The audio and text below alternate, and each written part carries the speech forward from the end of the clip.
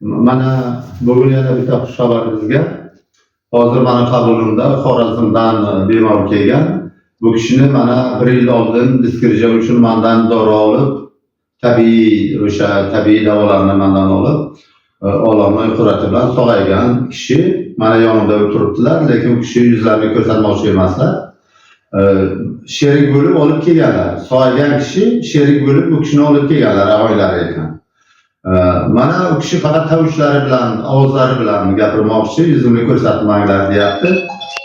Shu diskrijadan sog'aygan odamni marhamat o'zlaridan eshitamiz. Endi ayrim Alloh shu shifosini bergan. Shifoni berdi inshaalloh. Shifoni. Nima eshitdim? Bir oy eshitdim shunisini. Boshqa ko'tarib oldi, so'ng ko'tarib olsam yana chivilib, shu 1 oy davomida eshitdim. Va shu hozir yaxshi bo'lib ketdim. Mana eshitdinglar, mana shunday bo'lgan.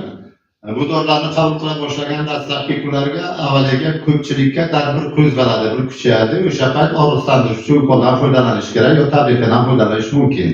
Qaysi birini kuchi yetsa albatta tabletga ukoldan. Bir necha kundan keyin og'riq yana pasayib ketadi, keyin sog'ayib ketadi. Kimga agar avvaliga og'riq ko'tarsa agar, shuni ham bilishlaringiz kerak. Salomat bo'ling.